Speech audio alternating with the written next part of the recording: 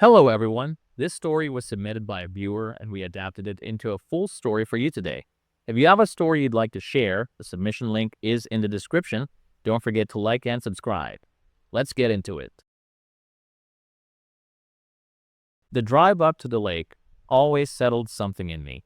2 hours north on the highway, that 40 minutes of two-lane road that wound through pine forest, so thick the afternoon sun came through in pieces. I'd make that drive 1,000 times, maybe more. My truck knew the way better than I did. That Friday in late June, the bed was loaded with groceries, steaks, corn, a case of cold beer, 3 bags from the hardware store because the dock needed 2 new boards before the season really got going. My fishing gear was in the back seat where it always was. Margaret used to laugh at me about that. You act like the rods are gonna jump out and run away if you put them in a truck bed. They were her father's rods, originally. I didn't like the idea of them sliding around back there. I'm 61 years old, retired contractor. Spent 38 years building other people's houses, kitchens, additions, decks. Hands still look like they've been through a meat grinder. Knees complain when it rains. But I'll tell you this, there isn't a square inch of that lake house I didn't put there myself. I bought the land in 2003, 12 acres in a quiet cove on the north end of the lake, with a stand of birch right at the water's edge that made my heart stop the first time I saw it. I just sold my contracting business to my foreman, walked away with more money than I'd ever held in my life, and I knew exactly what I wanted to do with it. Margaret cried when I drove her up to see it. She said it was the prettiest place on earth. We'd been married 4 years by then. I'd met her at a Home Depot, of all places. She was trying to figure out how to fix a leaky faucet on her own because her ex-husband had cleaned out the toolbox when he left. I helped her pick out the right washer, then I helped her install it. Then I asked her to dinner.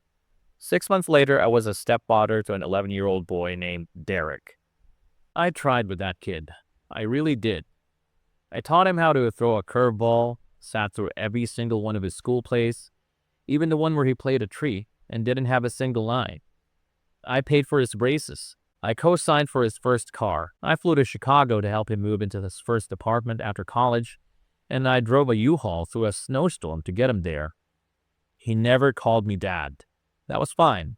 I never expected him to. His real father was alive and, well, just absent. A man who lived in Phoenix and remembered Derek's birthday about half the time. I didn't want to replace anybody. I just wanted to be useful. The lake house was supposed to be the thing that brought us together. I started building it the summer Derek turned 16. I figured I'd put him to work, teach him some skills, sweat out whatever was eating him during those teenage years. I had it all pictured in my head. The two of us swinging hammers, eating sandwiches on the dock at lunch, talking about life. He came up exactly twice that summer. Both times he sat on the half-finished porch with his headphones in and stared at his phone. The second time, Margaret pulled me aside and asked me to stop pushing it. He's just not that kind of kid, she said. Don't make him feel bad about it. So I built it alone. 3 summers of weekends and vacation days. 2 buddies from the trade pitched in here and there. Mike helped me set the trusses and old Roy did the electrical because I never trusted myself with wiring. Everything else was me. The framing, the siding, the kitchen cabinets I built from cherry wood I milled myself. The stone fireplace I laid one rock at a time. When it was finished, Margaret carved a sign that said, "The Lake House," and this beautiful flowing script, and I burned it into a piece of cedar and hung it over the front door. We had 18 good years up there together. 18 years of coffee on the porch and lazy afternoons in the canoe and grilling fish we caught that morning. She got sick 3 years ago, pancreatic. She fought it harder than anybody should have fight anything. We lost her 18 months ago this October.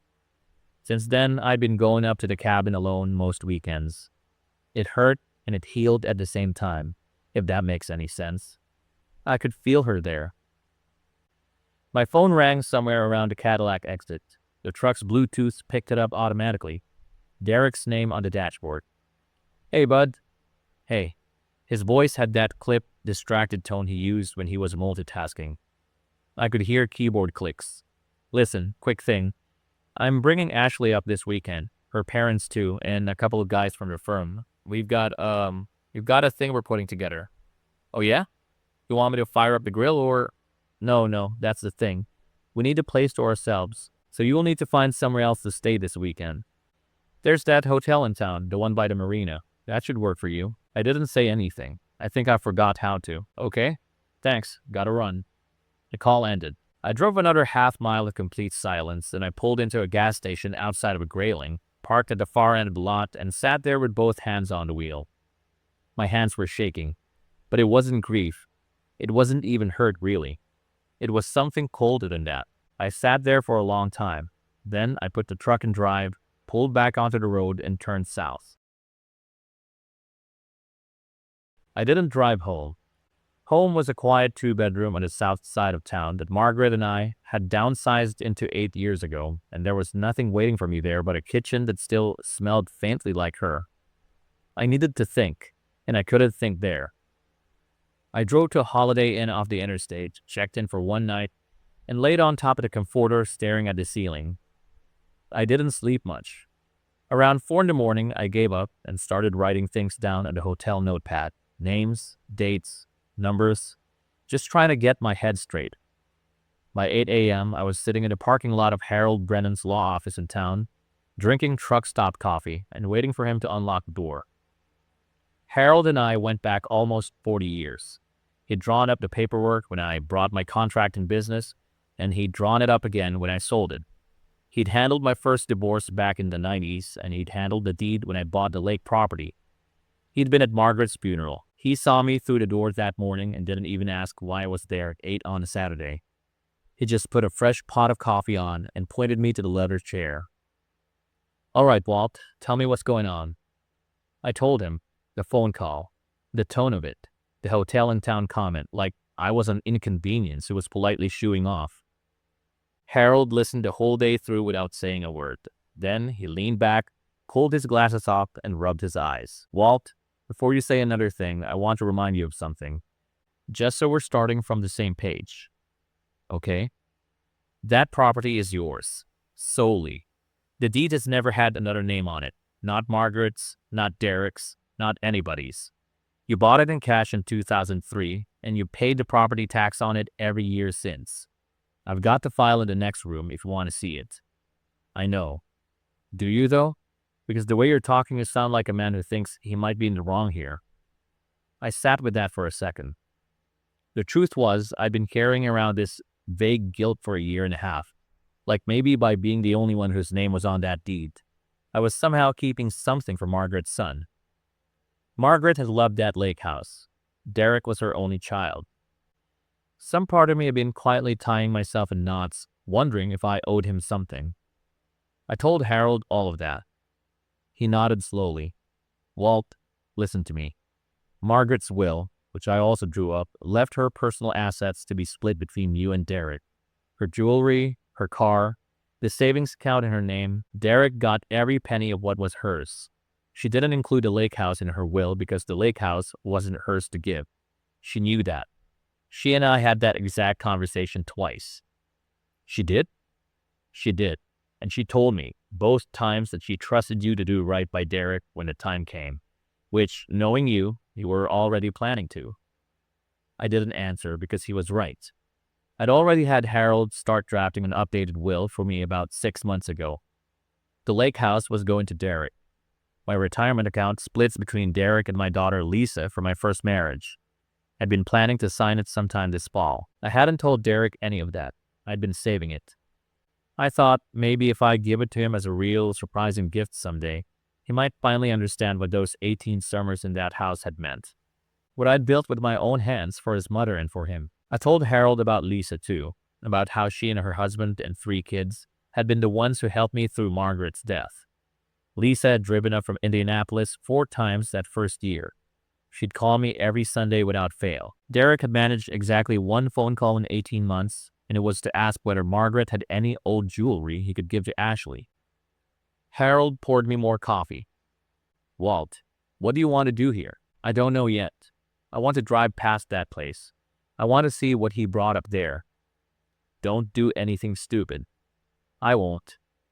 I left his office around 10, drove to a diner, and sat through a plate of eggs I didn't really taste. Then I got back in the truck and started north again. I didn't pull into the driveway. I drove past it slow, the way you drive past the house you used to live in. The gate was open. I counted 3 cars in the gravel lot beside the cabin. Derek's black BMW, a silver Mercedes I didn't recognize, a Range Rover with Illinois plates. The windows of the cabin were all open. I could hear music playing from the porch, something with a heavy bass line, the kind of thing Margaret would have hated. 2 men I'd never seen before were standing on my dock with beers in their hands, pointing at something on the water. A woman in a sun hat was sprawled in one of the Adirondack chairs I'd built from a single fallen oak the summer Derek graduated college. I drove another quarter-mile up the road and pulled over at a turnoff I knew, where a hiking trail cut down to a public access point. I sat there for a long time with the engine off. That's when I noticed the flyer. It was tucked into the side pocket of Derek's BMW, half visible through the window. A glossy printout with my cabin on the front, my porch, my dock, my stone fireplace, and a price. $1,200 a night. I didn't go up to the car. I didn't get out. I just sat there in my truck at that turnoff and stared straight ahead at a pine tree until my hands stopped shaking enough to drive. Then I made it back to the Holiday Inn, walked past the front desk without making eye contact with anybody, went up to my room, and opened my laptop. It took me about 4 minutes to find a listing. I'm not what you'd call tech savvy. I can send an email, I can look up a YouTube video on how to fix a carburetor, but I'd watched my granddaughter use one of those luxury vacation rental sites last Christmas, and I remembered the name of it. I typed it into Google, clicked through their website, and searched for cabins on our lake. There it was, 3rd result down. Stunning hand-built cabin on private cove, luxury northern Michigan retreat. 28 photos, the front porch with Margaret's flower boxes, the ones she'd planted the spring before she got sick, that I'd been keeping alive ever since. The kitchen with the cherry cabinets I milled myself, the stone fireplace, the master bedroom where Margaret had taken her last breath at home, exactly the way she'd asked to. There were photos of our quilt on the bed, photos of the coffee mugs in the cabinet, photos of the wooden sign she'd carved hanging over the front door. The host's name on the listing was Derek M., with a smiling profile picture of him and Ashley on a beach somewhere. The description was written in this glossy marketing voice that didn't sound like Derek at all. Escape to a one-of-a-kind craftsman retreat built by a master carpenter. Every detail handcrafted, sleeps 8, private dock, kayaks included. $1,200 a night, 3-night minimum. I scrolled down to the reviews. There were 31 of them. The earliest review was dated about a month after Margaret's funeral. I sat there reading them one by one. Couples celebrating anniversaries in my bed. Bachelor parties on my dock. A family from Ohio who said the kids had loved playing checkers with a wooden set on my coffee table. A set I'd carved from a scrap walnut the winter I retired. I scrolled back up and clicked through every photo, every single one. I wanted to make sure I was understanding what I was looking at. Then I closed the laptop and walked into the bathroom and splashed cold water on my face and looked at myself in the mirror for a long time. I called Lisa. She picked up on the second ring. "Hey, Dad." "Lisa, sweetheart, are you sitting down?" I told her everything. The phone call, the drive past the house, the flyer in the BMW, the listing, the 31 reviews, the 18 months of strangers eating off our plates and sleeping in our bed, and building fires in our fireplace, and Derek pocketing every dollar. She didn't interrupt me once. When I finished, there was this long silence on her end, and then I heard her take a breath that was somewhere between a sob and a laugh. "Dad," she said. "Dad, please tell me you didn't drive up there and confront him." "I didn't." "Good. Don't. Do not call him. Do not text him. Do not go anywhere near the cabin until you've talked to Harold and you have a plan. I already talked to Harold this morning." "About this?" "No, about the call last night. He doesn't know about the rental yet." "Call him back right now. Tonight if you have to." "Dad, please. I know you. I know what you're like when you get hurt. You go quiet and you try to handle things by yourself, and you end up making it harder than it has to be. Don't do that this time. I told her I wouldn't. I sat on the edge of that hotel bed for another hour after we hung up. Then I started doing the thing I do when I need to think. I made a list. I pulled out the hotel notepad and I wrote down every step I could think of in order. Number 1, call Harold back. Tell him about the rental. Get him to pull the financial records. Harold could subpoena bank information through a civil discovery process if it came to that, but I had a feeling I wouldn't even need to go that far. Number 2, report the listing to the rental platform. There was a fraud line on the website. Listing a property that you didn't own was a violation of their terms of service. I bookmarked the link. Number 3, call Sheriff Dale Wickman. Dale and I had been on the same volunteer fire crew up at the lake for 15 years. I'd helped him re-roof his garage 2 summers back. Dale would know exactly what kind of trouble Derek was in and exactly what my options were. Number 4, drive to Lisa's, have dinner with my grandkids, sleep in a real bed, come back Monday morning with everything in place. I made a call Sunday morning from Lisa's kitchen while she made pancakes. Harold picked up on the first ring even though it was a Sunday. He didn't even say much when I told him. Just, I'll be at the office at 8 tomorrow morning. The rental platform's fraud line was a recording on weekends, but I left a long, detailed message with a listing URL and my contact information. Dale was harder. I had to call him 3 times before he picked up, and when he did, he was at his daughter's softball game.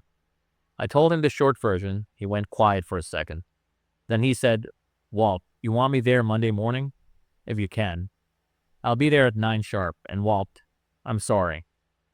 I spent the rest of Sunday on Lisa's back porch, watching my grandkids run through a sprinkler, eating a hamburger off a paper plate, laughing at something my son-in-law said about his lawnmower. It was the lightest I'd felt in 18 months. I woke up at 5:30 Monday morning in Lisa's guest room.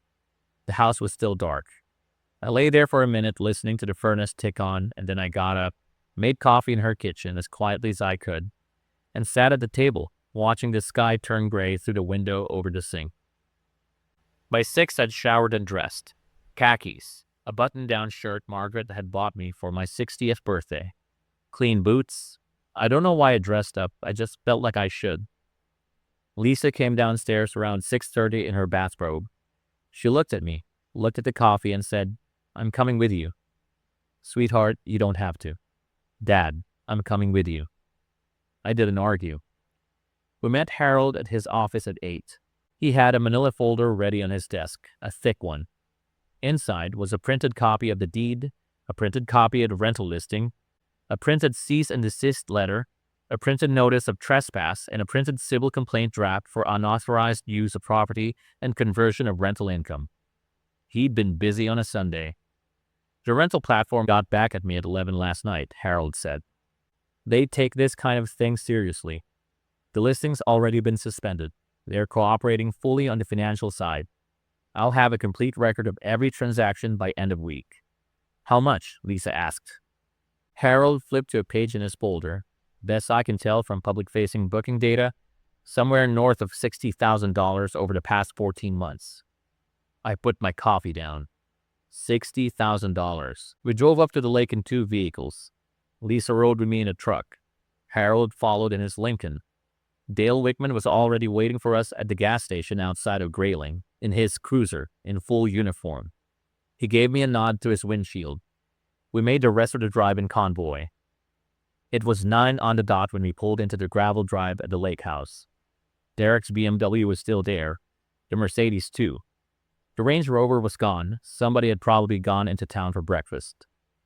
2 men I didn't recognize were on the porch with coffee mugs. One of them stood up when he saw the sheriff's cruiser pull in behind my truck. The other one called something through the screen door. Derek came out a few seconds later in shorts and a wrinkled polo, sunglasses pushed up on his head, looking annoyed before he saw even who it was. Then he saw me. Then he saw Lisa. Then he saw Harold getting out of the Lincoln with a manila folder. Then he saw Dale. The color drained out of his face in stages. Walt. His voice came out higher than usual. Walt, what are you doing here? I told you. Derek. I kept my voice level. I'd practiced this in the truck. I need you to come down off the porch and talk with us for a minute." Ashley appeared behind him in the doorway in a sundress, holding a coffee cup. Her parents came out a second later. I'd met them exactly once at the wedding. They looked confused. Derek came down the steps slowly. Harold met him on the gravel and handed him the folder. "Mr. Mitchell," Harold said. Derek had taken his biological father's last name when he was 18, despite never speaking to the man.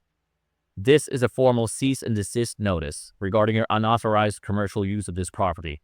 The deed, which you'll find on top, is solely in Walter's name. This is a notice of trespass effective immediately. You and your guests have until tomorrow morning at 9 to vacate the premises. The platform listing has been removed, and a civil complaint for conversion of approximately $63,000 in rental income is being prepared for filing this week." Derek opened the folder. He looked at the deed.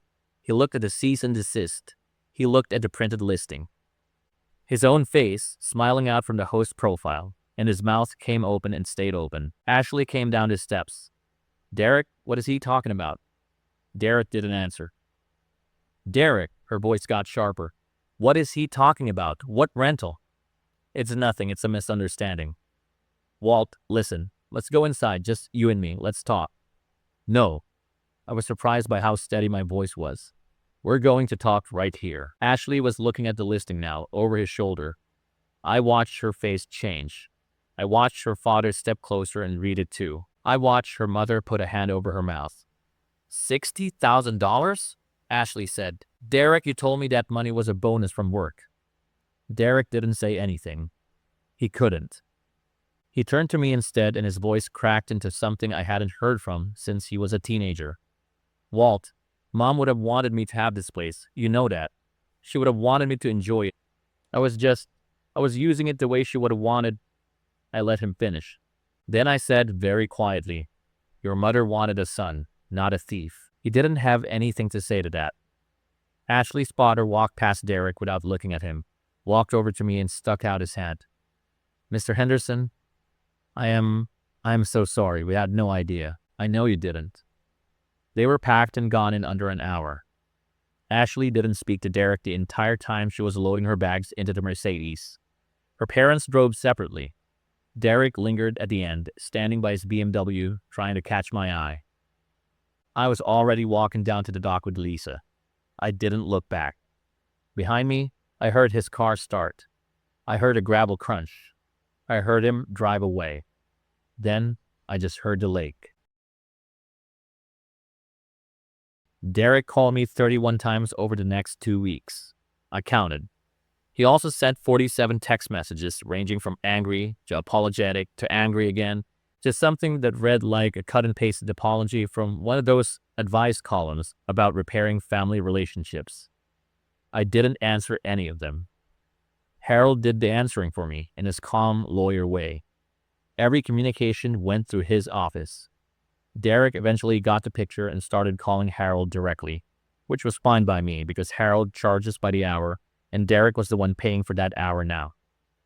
The financial picture came together over the next 3 weeks. The rental platform turned over everything. $63,412 in bookings over 14 months. Derek had set up a separate bank account for it, under a slight variation of his own name, which Ashley apparently never had access to. Harold worked out a settlement. Derek paid back every dollar. He had to take out a personal loan to do it, since most of the money was already gone. Spent on his BMW lease, a watch, a vacation to Cabo last December that I now realized had been funded by strangers sleeping in Margaret's bed.